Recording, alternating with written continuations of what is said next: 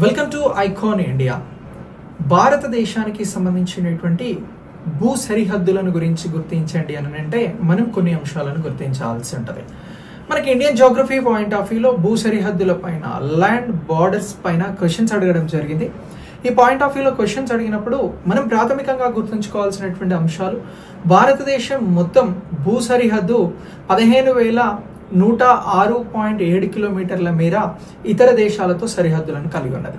ఇందులో ఎన్ని ఇతర దేశాలతో సరిహద్దులను కలిగి ఉన్నది అని అంటే 7 దేశాలతో భూ సరిహద్దును కలిగి ఉన్నది భారత్ 7 దేశాలు ఏవి వేటితో ఈ భూ సరిహద్దును కలిగి ఉన్నది అని అంటే పాకిస్తాన్, ఆఫ్ఘనిస్తాన్, చైనా, నేపాల్, భూటాన్, అలాగే బంగ్లాదేశ్, దీంతో పాటు మయన్మార్ అని చెప్పేసి చెప్పాల్సి ఉంటుంది.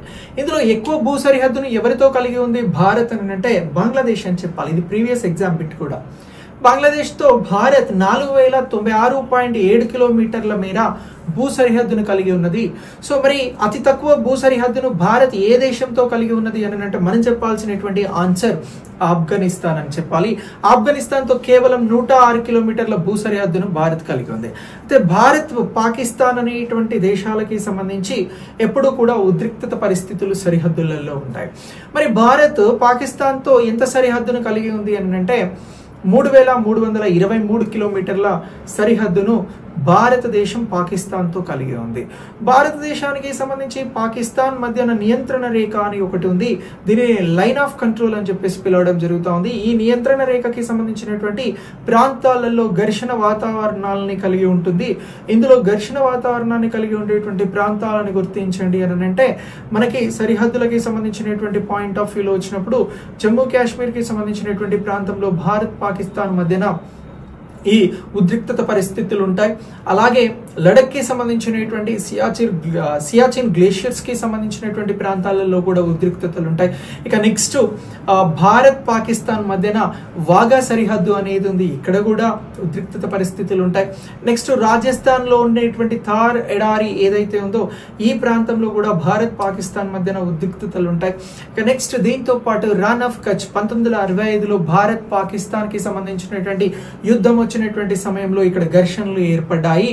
సో ఇలా గుజరాత్ కి సంబంధించినటువంటి రాన్ ఆఫ్ కచ్, అలాగే పాకిస్తాన్ కి సంబంధించినటువంటి సింధు ప్రావిన్స్ లో కూడా ఇలా ఈ ఘర్షణలు సరిహద్దులకి సంబంధించినటువంటి అంశాలలో జరిగేటువంటి వాటినిగా గుర్తిస్తూ ఉంటాం.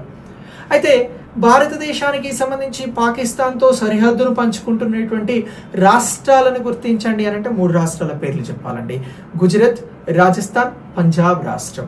మరి భారత్, పాకిస్తాన్ మధ్యన ఉన్నటువంటి సరిహద్దు కేంద్రపాలిత ప్రాంతాలను గుర్తించండి అని అంటే ఇంతకుముందు జమ్మూ కాశ్మీర్ ఉండే రాష్ట్రంగానే, కానీ 2019 తర్వాత మీ అందరికీ తెలుసు అది కేంద్రపాలిత ప్రాంతం. దానితో పాటు లడఖ్ కూడా కేంద్రపాలిత ప్రాంతంగా ఉంది. అయితే భారత్, పాకిస్తాన్ కి సంబంధించి ఎక్కువ సరిహద్దును ఏ ప్రాంతం భారత్ పాకిస్తాన్ సరిహద్దులో పాలు పంచుకుంటుంది అని అంటే భారతదేశం నుంచి జమ్మూ కాశ్మీర్ కేంద్రపాలిత ప్రాంతం గురించి చెప్పాలి. జమ్మూ కాశ్మీర్ కి సంబంధించినటువంటి కేంద్రపాలిత ప్రాంతం మొత్తం ఇక్కడ 1,222 కిలోమీటర్ల సరిహద్దును భారతదేశం నుంచి పాకిస్తాన్ మధ్యన ఉన్నటువంటి సరిహద్దును పంచుకోవడం జరుగుతుంది. ఇక నెక్స్ట్ లడఖ్ కి సంబంధించి ఈ లడఖ్ ప్రాంతం పాకిస్తాన్ తో ఎంత సరిహద్దును పంచుకుంటుంది అని అంటే 776 కిలోమీటర్లు అని చెప్పాలి. ఇక పంజాబ్ నుంచి 553 కిలోమీటర్ల సరిహద్దు ప్రాంతం అనేది భారత్, పాకిస్తాన్ తో సరిహద్దును పంచుకోవడం జరుగుతుంది.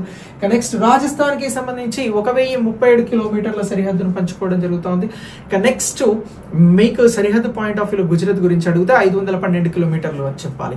ఎక్కువ సరిహద్దుని ఏ రాష్ట్రం పంచుకుంటుంది అని అంటే రాజస్థాన్ 1,037 కిలోమీటర్లు. తక్కువ సరిహద్దు పాకిస్తాన్ తో పంచుకుంటున్నటువంటి రాష్ట్రం ఏది అని అంటే మనం 512 కిలోమీటర్లు కలిగినటువంటి గుజరాత్ అని చెప్పాలి. సో ఇలా మనం చెప్పగలిగినట్లయితే ఇదంతా కూడా మనకి ఎగ్జామినేషన్ పాయింట్ ఆఫ్ వ్యూలో స్కోరింగ్ ని పెంచేటువంటిది. సో ఇలా స్కోర్ ని పెంచుకోగలిగినట్లయితే మనం మంచి స్కోర్ ని సాధించడమే కాదు, మంచి ఉద్యోగాన్ని కూడా సాధించడానికి అవకాశం ఉంటుంది. సో ఈ వీడియోలో కాంటెంట్ మీకు నచ్చినట్లయితే వీడియోని లైక్ చేసి మీ ఫ్రెండ్స్ కి షేర్ చేయండి, ఛానల్ ని సబ్స్క్రైబ్ చేయండి, ఫాలో చేయండి. మీకు మరింత జియోగ్రఫీ రిలేటెడ్ కాంటెంట్ ఎప్పటికప్పుడు నేను అందిస్తూ ఉంటా, దీన్ని ఎప్పటికప్పుడు మీరు ఫాలో అవ్వండి. Thanks for watching. నెక్స్ట్ వీడియోలో మళ్ళీ కలుద్దాం.